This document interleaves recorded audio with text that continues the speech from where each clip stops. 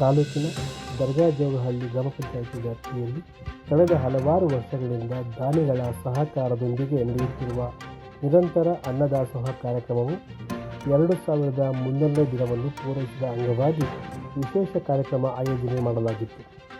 ಈ ವೇಳೆ ಕಾರ್ಯಕ್ರಮದಲ್ಲಿ ದಾನಿಗಳು ಮಾತನಾಡಿ, ಸಾಮಾನ್ಯವಾಗಿ ಒಂದು ಹೊತ್ತಿನ ಊಟ ನೀಡುವುದೇ ಕಷ್ಟ. ಇಂತಹ ಸಂದರ್ಭದಲ್ಲಿ ನೂರಾರು ಜನರಿಗೆ ಸತತ ಸಾವಿರಾರು ದಿನಗಳಿಂದ ನಿರಂತರವಾಗಿ ಆಹಾರ ವಿತರಣೆ ಮಾಡುತ್ತಿರುವ ಮಲ್ಲೇಶ್ ಮತ್ತು ತಂಡಕ್ಕೆ ಶುಭವಾಗಲಿ. ಮಲ್ಲೇಶ್ ಅವರ ನಿಸ್ವಾರ್ಥ ಸೇವೆ ಹಾಗೂ ಮನೋಭಾವಕ್ಕೆ ಒಂದು ಡಾಕ್ಟರೇಟ್ ನೀಡುವ ಮೂಲಕ ವಿಶ್ವವಿದ್ಯಾನಿಲಯಗಳು ಗೌರವಿಸಬೇಕು ಎಂದು ಅಭಿಪ್ರಾಯ ವ್ಯಕ್ತಪಡಿಸಿದರು. ನಿರಂತರ ಅನ್ನದಾಸೋಹ ಕಾರ್ಯಕ್ರಮವು ಕೇವಲ ಅನ್ನದಾಸೋಹಕ್ಕೆ ಸೀಮಿತವಾಗದೆ ಸರ್ಕಾರಿ ಶಾಲಾ ಮಕ್ಕಳ ವಿದ್ಯಾಭ್ಯಾಸಕ್ಕೆ ಕಲಿಕಾ ಪರಿಕರಗಳನ್ನು ವಿತರಣೆ ಮಾಡುವ ಮೂಲಕ ಸಹಕಾರಿಯಾಗುತ್ತಿದೆ.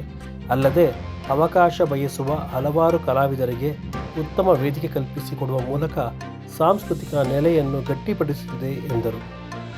ಇವತ್ತು ಒಂದು ಉತ್ತಮರ ಸಂಘ ಲೇಸಯ್ಯ ಅನ್ನೋ ಹಾಗೆ ಒಂದು ಉತ್ತಮ ಕೆಲಸ ಮಾಡುವಂಥವ್ರ ಜೊತೆ ನಾನು ಬಂದಿದ್ದೀನಿ ಅನಿಸ್ತಾ ಇದೆ. ಯಾಕೆನ್ನಿ ದುಡ್ಡಿರೋರು 10 ರೂಪಾಯಿ ಖರ್ಚು ಮಾಡೋಕ್ಕೆ ಅಳ್ತಾರೆ, ಮತ್ತು ಒಬ್ಬರಿಗೆ ದಾನ ಕೊಡೋಕ್ಕೂ ಅಳ್ತಾರೆ, ಕಷ್ಟ ಅಂದವ್ರಿಗೂ ಸಹಾಯ ಮಾಡಲ್ಲ. ಅಂಥದ್ರಲ್ಲಿ ನಿರಂತರವಾಗಿ 2300 ದಿನವೂ ಅವರು ದಾಸೋಹನ ನಡ್ಸ್ಕೊಂಡು ಬಂದಿದ್ದಾರೆ. ಮಲ್ಲೇಶ್ ಅಣ್ಣವರು, ಹಾಗೆ ನಮ್ಮ ಸೆಲ್ವಣ್ಣವರು, ನಮ್ಮ ಜೇನುಗೂಡುಗಳಂತ ಇವರು ಎಂಥ ಹೆಸರಿಟ್ಕೊಂಡು ಇವರು ಮಾಡ್ತಾ ಇದ್ದಾರೆ. ನನಗೆ ಗೊತ್ತೇ ಇಲ್ಲ ಇಲ್ಲಿ ಈ ಥರ ನಡೀತಾ ಇದೆ ಅಂತ. ನಾನು ಮೈಸೂರಲ್ಲಿ ಇರೋದು, ಸಮುದ್ರದ ನೀರಿಗೂ ಬೆಟ್ಟದ ನೆಲ್ಲಿಕಾಯಿಗೂ ಎತ್ತಣ ಸಂಬಂಧವಯ್ಯ ಅನ್ನೋ ಹಾಗೆ ಎಲ್ಲೋ ಹುಟ್ಟಿ ಎಲ್ಲೋ ಬೆಳೆದು ಎಲ್ಲೋ ಬಂದು ಸೇರ್ತೀವಿ. ಯಾರೋ ಅಣ್ಣ ತಮ್ಮದ್ರು ನಮ್ಮನ್ನು ಕರೀತಾರೆ ಅಂದರೆ ಕಲಾವಿದನಿಗೆ ಜಾತಿ ಇಲ್ಲ, ಕಲಾವಿದನಿಗೆ ನೆಲೆ ಇಲ್ಲ. ಕಲಾವಿದನ ಯಾರು ಪ್ರೀತಿಸ್ತಾರೋ ಅವ್ರನ್ನೇ ತಂದೆ ತಾಯಿ ಅಂತ ನಂಬಿ ಬದುಕುವಂಥ ವ್ಯಕ್ತಿತ್ವ ಇರೋರು ನಾವು ಕಲಾವಿದರು. ಅಂಥದ್ರಲ್ಲಿ ಇಂಥ ಅಣ್ಣ ತಮ್ಮಂದ್ರು ನಮ್ಮನ್ನು ಕರೆದು, ಅಕ್ಕ ಇಲ್ಲಿ ಬನ್ನಿ, ಒಂದು ಉತ್ತಮವಾದ ಕೆಲಸ ನಡೀತಾ ಇದೆ ನೋಡಿ ಅಂತ ನನ್ನನ್ನು ಕರೆದ್ರು. ತುಂಬ ಖುಷಿ ಆಯಿತು. ಎಷ್ಟೋ ಜನ ಬಡವರಿಗೆ ಊಟ, ಬಟ್ಟೆ ಮತ್ತು ಸ್ಯಾರಿಗಳು ಹೆಣ್ಮಕ್ಳಿಗೆ ಎಲ್ಲಿಂದ ಭಗವಂತ ಕೊಡ್ತಾನೋ ಅದು ನಡೆದಾಡೋ ದೇವರಿದ್ದಂಥ ಈ ಪುಣ್ಯಕ್ಷೇತ್ರ ಸಿದ್ಧಗಂಗಾ ಸ್ವಾಮೀಜಿಯವರು ಸುತ್ತಮುತ್ತ ದಾಸೋಹಗಳು ಎಲ್ಲ ಕಡೆ, ಅದರಲ್ಲೂ ತನಗಿಲ್ಲ ಅಂದರೂ ತಾನು ಕಷ್ಟಪಡ್ತಾ ಇದ್ರು ಸಹಿತ ಒಂದು ನೆಲೆ ಇಲ್ಲ ಪಾಪ. ಇಷ್ಟೆಲ್ಲ ಮಾಡೋಂಥ ಇಂಥ ವ್ಯಕ್ತಿತ್ವ ಇರೋರಿಗೆ ಒಂದು ನೆಲೆ ಇಲ್ಲ. ಇಂಥವ್ರಿಗೆ ಸರ್ಕಾರದಿಂದ ಸಪೋರ್ಟ್ ಮಾಡಬೇಕು. ಅದು ಯಾವುದೇ ಸರ್ಕಾರ ಇರಲಿ, ಸರ್ಕಾರದ ಬಗ್ಗೆ ಏನು ಹೇಳೋಕ್ಕಾಗಲ್ಲ. ಇಂಥವ್ರು ಸರ್ಕಾರಗಳೇ ಬರಬೇಕು. ಇಲ್ಲಿ MLA ಸ್ಥಳೀಕರು ಯಾರಿದ್ದಾರೆ ಅವ್ರು ನಿಂತ್ಕೊಂಡು ಇಂಥ ಉತ್ತಮವಾದ ಕೆಲಸ ಮಾಡ್ತಿದ್ದೀಯಪ್ಪ, ನಾನು ಇದ್ದೀನಿ, ನಿನಗೆ ಏನು ಬೇಕಪ್ಪ ಸಪೋರ್ಟು ಅಂತ ಹೇಳಿ ಇಲ್ಲಿ MLA ಸ್ಥಳೀಕರು ಯಾರಿದ್ದಾರೆ, ಅದು ಯಾವುದೇ ಪಾರ್ಟಿ ಇರಲಿ, ಪಾರ್ಟಿ ಮುಖ್ಯ ಅಲ್ಲ, ವ್ಯಕ್ತಿಗತವಾಗಿ ಒಬ್ಬ ವ್ಯಕ್ತಿಯಾಗಿ ಬಂದು ನಿಂತು ಇಂಥ ಅಣ್ಣ ತಮ್ಮಂದ್ರ ಜೊತೆ ಅವರು ಕೆಲಸ ಮಾಡಬೇಕು. ನಮಸ್ಕಾರ ಸ್ನೇಹಿತರೆ, ಇಂದು 2300ನೇ ದಿನದ ನಿರಂತರ ಅನ್ನದಾಸೋಹದ ವಿಶೇಷ ಕಾರ್ಯಕ್ರಮ. ಈ ಒಂದು ವಿಶೇಷ ಕಾರ್ಯಕ್ರಮಕ್ಕೆ ವಿಶೇಷ ಆಹ್ವಾನಿತರಾಗಿ ಚಿತ್ರನಟರು, ಕಲಾವಿದರು, ಉದ್ಯಮಿಗಳು, ಪೊಲೀಸ್ ಇಲಾಖೆಯರು ಹಾಗೂ ಎಲ್ಲ ಆತ್ಮೀಯ ಸಂಘ ಸಂಸ್ಥೆಗಳ ಹಾಗೂ ಸನ್ಮಿತ್ರರು ಈ ಒಂದು ಕಾರ್ಯಕ್ರಮಕ್ಕೆ ಆಗಮಿಸಿ ಕಾರ್ಯಕ್ರಮವನ್ನು ತುಂಬ ಯಶಸ್ವಿಯಾಗಿ ನಡೆಸಿಕೊಟ್ಟಿದ್ದಾರೆ. ಅವರೆಲ್ಲರಿಗೂ ಸಹ ನಮ್ಮ ನಿರಂತರ ಅನ್ನದಾಸೋಹ ಸಮಿತಿಯ ಪರವಾಗಿ ಹೃದಯಪೂರ್ವಕ ಧನ್ಯವಾದಗಳನ್ನು ಸಲ್ಲಿಸ್ತಾ ಇದ್ದೀವಿ. ಸ್ನೇಹಿತರೆ, ಈ ಒಂದು ಕಾರ್ಯಕ್ರಮ ಪ್ರತಿ 100 ದಿನಗಳಿಗೆ ಒಂದು ವಿಶೇಷ ಕಾರ್ಯಕ್ರಮ ಮಾಡ್ತಾ ಇದ್ದೀವಿ. ಈ ಒಂದು ವಿಶೇಷ ಕಾರ್ಯಕ್ರಮದಲ್ಲಿ ವಯೋವೃದ್ಧರಿಗೆ ಬಟ್ಟೆ ವಿತರಣೆ, ಶಾಲಾ ಮಕ್ಕಳಿಗೆ ನೋಟ್ಬುಕ್ ಮತ್ತು ಕಲಿಕಾ ಪರಿಕರಗಳ ವಿತರಣೆ ಮತ್ತು ಅನ್ನದಾನ, ಸಿಹಿ ವಿತರಣೆ ಎಲ್ಲ ವಿಶೇಷ ಕಾರ್ಯಕ್ರಮಗಳನ್ನು ಈ ಒಂದು ವಿಶೇಷ ಕಾರ್ಯಕ್ರಮದಲ್ಲಿ ಮಾಡ್ತೀವಿ. ಎಲ್ಲರ ಸಹಕಾರ ಇದೇ ರೀತಿ ನಮ್ಮೊಡನೆ ಇರಬೇಕು.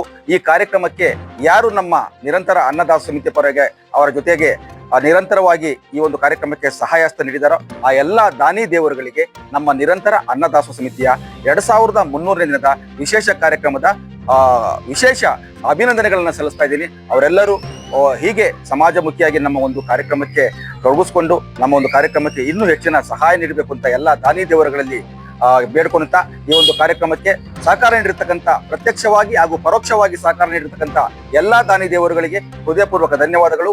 ಎಲ್ಲರಿಗೂ ಒಳ್ಳೆಯದಾಗಲಿ.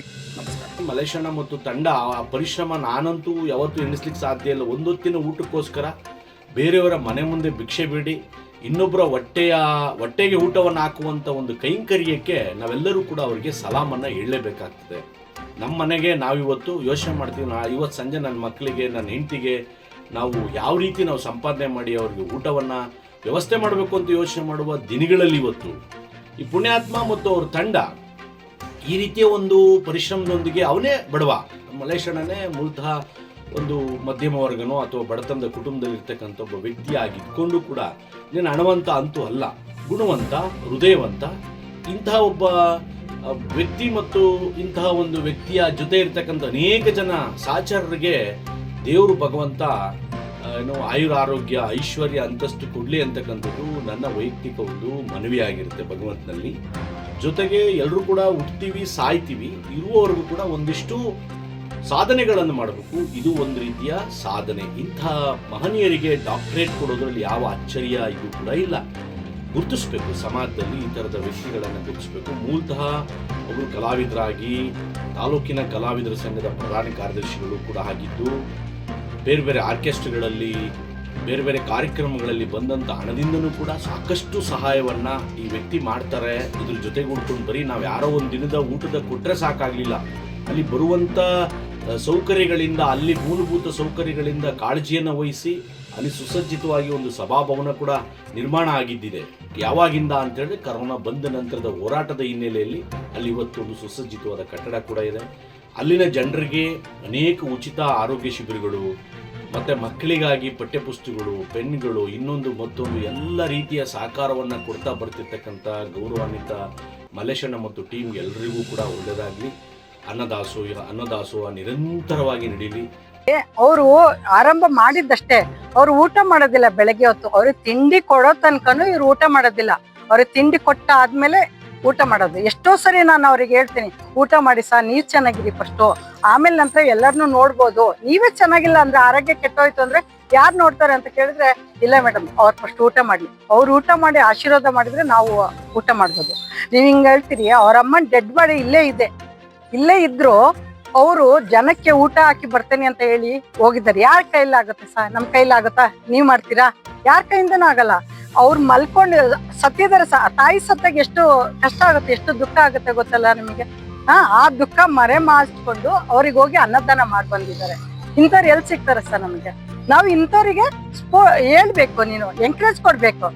ಅದು ಬಿಟ್ಬಿಟ್ಟು ರಾಜಕೀಯದವ್ರು ಏನ್ ಮಾಡಿದ್ರು? ರಾಜಕೀಯದವ್ರು ಇವ್ರ ಮನೆಗ್ ಬಂದು ಒಂದ್ಸಲಿ ಮನೆ ನೋಡ್ಲಿ ಸರ್.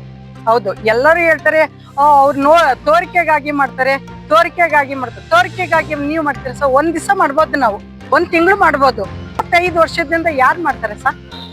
ಅವ್ರ ಹೆಂಡತಿಗೆ ಹುಷಾರಿರಲ್ಲ, ಅವ್ರ ಮಕ್ಳು ಕಾಲೇಜ್ನೆಲ್ಲ ಬಿಡಿಸ್ಬಿಟ್ಟು ಅನ್ನದಾನ ಮಾಡ್ತಾರೆ. ಇಂಥ ಬುದ್ಧಿ, ಒಳ್ಳೆ ಗುಣ ಯಾರ ಹತ್ರ ಇದೆ ಸರ್? ಅದಕ್ಕೆ ನಾವೆಲ್ಲ ಸೇರಿ ಅವ್ರಿಗೆ ಸಪೋರ್ಟ್ ಮಾಡೋಣ.